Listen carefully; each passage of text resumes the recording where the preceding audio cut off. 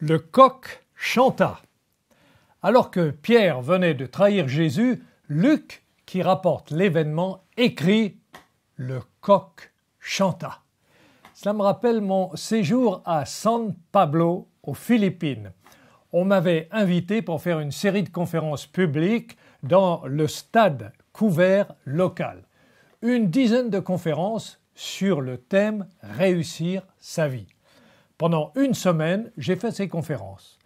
La présence de beaucoup de jeunes, ça apportait de la bonne humeur à ces rencontres. Et je logeais dans le quartier des familles d'employés de la Fédération des Églises qui m'avaient invité.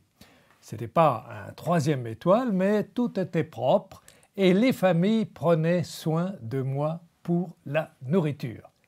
Mais ce qui me frappa dans mon nouvel habitat, c'était les volailles qui se promenaient dans la cour. Et parmi elles, un coq attira mon attention. Il venait près de ma porte et caquetait. Plusieurs fois, je l'ai encouragé, sans ménagement ni manifestation de sympathie, à aller ailleurs, allez, pousse-toi, mais sans succès. Puis, je lui faisais signe de partir. Et plus je lui faisais signe de partir, et plus il me regardait, l'air de dire avec arrogance « Qui es-tu? D'où viens-tu? Tu n'es pas chez toi ici ?» Et le pire, c'est qu'à 3 heures, tous les matins, il sonnait le réveil pour tout le quartier. Et ne m'oubliant surtout pas, il se campait tout près de ma fenêtre. Et comme si cela ne suffisait pas, il recommençait son concert à 3 heures de l'après-midi, au moment où j'essayais de récupérer d'une nuit trop courte. Par amour des animaux, je suis devenu végétarien. Mais cette fois, et malgré moi, j'ai plusieurs fois, pour parler vrai, j'ai plusieurs fois rêvé de retrouver la saveur d'un bon poulet grillé.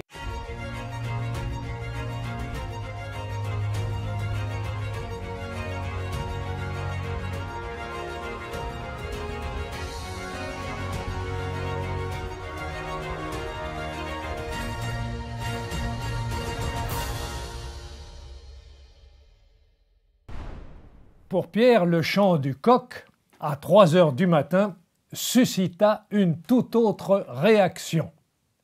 Jésus savait que Pierre était capable du meilleur comme du pire, il le connaissait bien. Alors qu'ils partageaient leur dernier repas, avant la crucifixion, il annonça aux 12 son arrestation, leur fuite, puis son exécution. Mais devant tous, Pierre affirma son indéfectible loyauté. Alors, le Seigneur lui dit « Simon, Simon, Satan vous a réclamé pour vous cribler comme le froment. Mais j'ai prié pour toi afin que ta foi ne défaille point. Et toi, quand tu seras converti, affermis tes frères. » Pas content du tout? L'apôtre réagit vigoureusement, il n'est pas d'accord, il n'a pas du tout l'intention de trahir, il n'a pas besoin d'être converti pour cela. Remettre publiquement en doute sa loyauté est offensant, il croyait que son maître le connaissait. Comment peux-tu l'imaginer que lui, Pierre, le trahirait? Plus que jamais confiant à la fois en ses sentiments et ses convictions, il répond « Seigneur, je suis prêt à aller avec toi et en prison et à la mort. » S'il le dit, c'est qu'il le croit. Il est sûr de lui. Et personne d'ailleurs ne remet en cause son courage. Si dans le groupe des 12, il y en a un qui ne reculera pas devant les ennemis de son maître, ce sera lui. Pourtant, Jésus insiste. Pierre, je te le dis, le coq ne chantera pas aujourd'hui que tu n'aies nié 3 fois de me connaître. Quelle histoire! Pourquoi Jésus insiste-t-il si lourdement? C'est embarrassant, surtout devant tous les autres. Alors piqué au vif, Pierre reprend plus fortement « Quand il me faudrait mourir avec toi, je ne te renierai pas ». Les 4 évangiles rapportent cette réaction de l'apôtre. Et dans la version en français courant, nous lisons, je cite, « Mais Pierre répliqua encore plus fort, « Je ne prétendrai jamais que je ne te connais pas, même si je dois mourir avec toi. » Ne supportant pas que l'on puisse émettre un doute à propos de son engagement, il hausse le ton, il parle plus fort.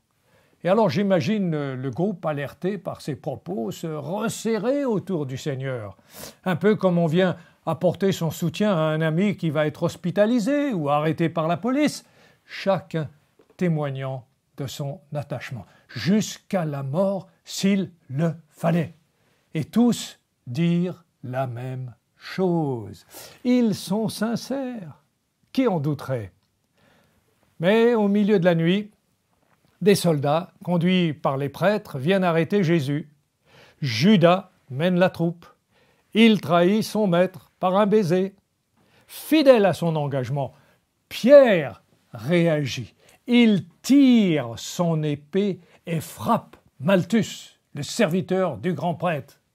Il est intéressant d'ailleurs de noter que Jean, le disciple bien-aimé, qui écrit ce récit plus de 60 années après les faits, est le seul à rapporter cet épisode.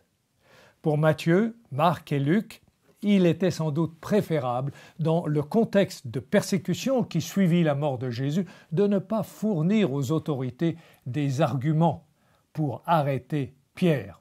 Mais lorsque Jean écrit son évangile, Pierre est mort depuis longtemps.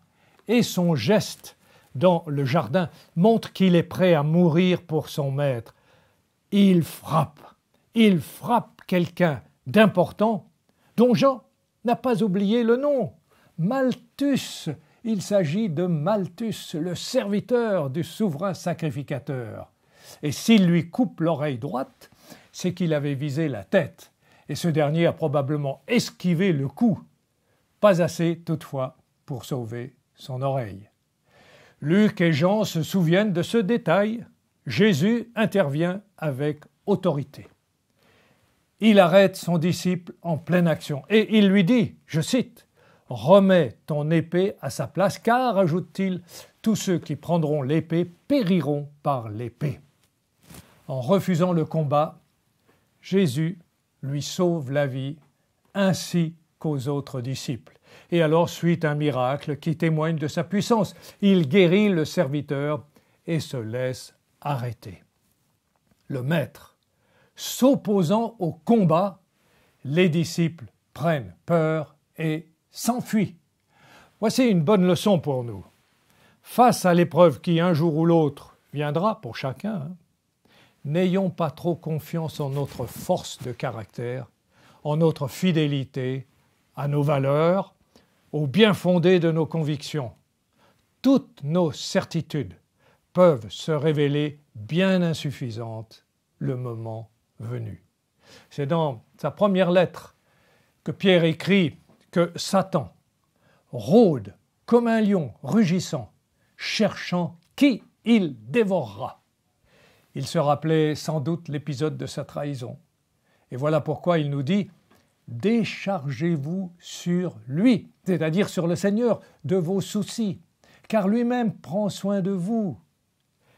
Ayons confiance en Dieu. Apprenons à prier pour rester fidèles, quels que soient les événements, favorables ou défavorables. Et Jean écrit aussi que Pierre avait suivi Jésus. Il n'était pas tout seul, car un autre disciple l'accompagnait. Il s'agit de Jean lui-même.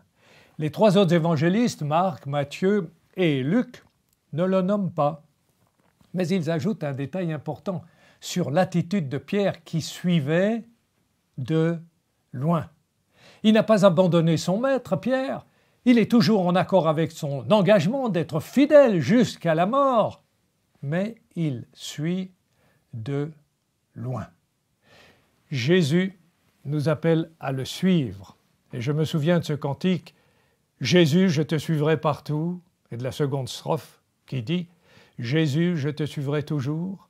Si l'épreuve abonde, ta paix est profonde. Jésus, je te suivrai partout. » Que penseriez-vous d'un cantique où on ajouterait ces mots « de loin » ? Ça donnerait « Jésus, je te suivrai partout, de loin. Jésus, je te suivrai toujours, de loin. » Pour mobiliser les troupes, avouez qu'il y a mieux. Alors reprenons maintenant l'exemple, reprenons plutôt l'exemple des vœux prononcés le jour du mariage. Vous savez, on dit généralement « Je te promets de t'aimer dans la santé comme dans la maladie, dans la richesse comme dans la pauvreté, jusqu'à ce que la mort nous sépare. » Si à cette promesse le marié ajoutait « de loin », « Je te promets de t'aimer de loin », qu'est-ce que cela voudrait dire sur ses intentions? Ce ne serait certainement pas rassurant pour la future épouse. On ne suit pas Jésus de loin, mais on marche à ses côtés. Peut-être, me direz-vous, qu'il vaut mieux suivre de loin que pas du tout. C'est vrai, bien sûr. Mais Pierre, en suivant de loin, demeure fidèle à sa promesse. Il a sans doute une idée, un plan, un projet. Il pourrait tenter une opération suicide ou, s'il y a un procès, intervenir comme témoin. Selon la loi juive, un seul homme pouvait remettre en cause une condamnation à mort. Alors, Pierre veut-il être cet homme?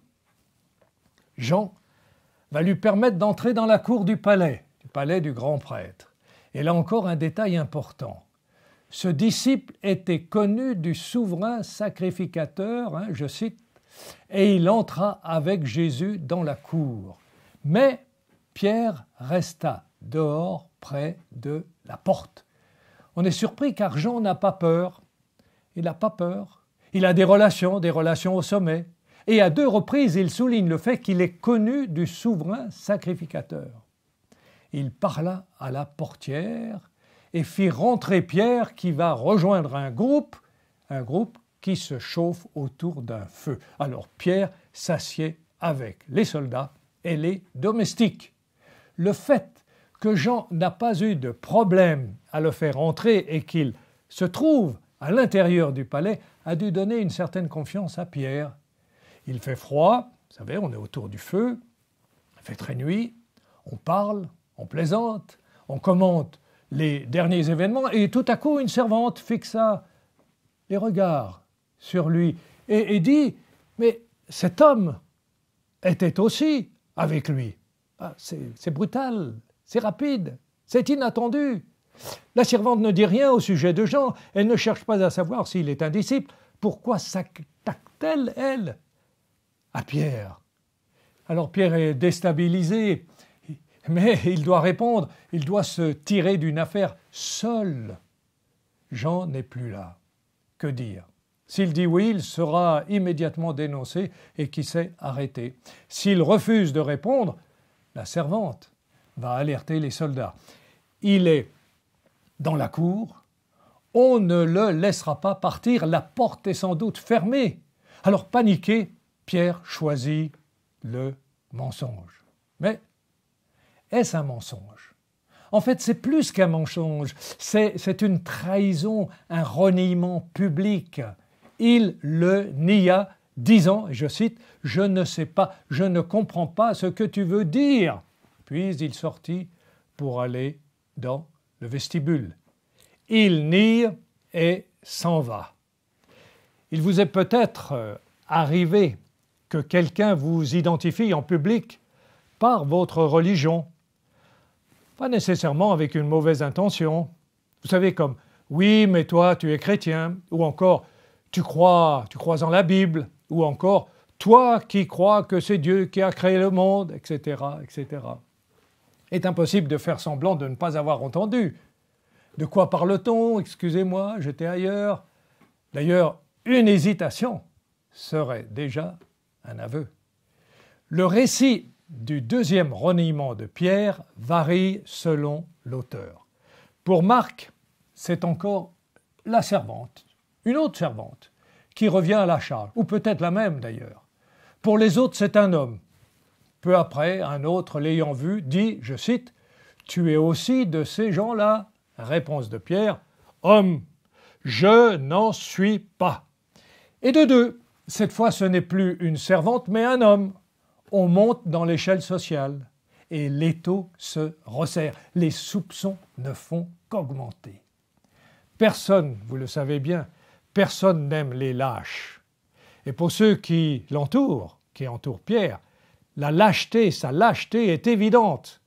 Alors pendant un moment, on passe à autre chose et l'atmosphère semble se détendre, mais pas pour longtemps. Car environ 1 heure plus tard, il est sans doute 3 heures du matin, c'est le coup de grâce. Et malgré son déni, son accent le trahit. Son accent trahit son origine.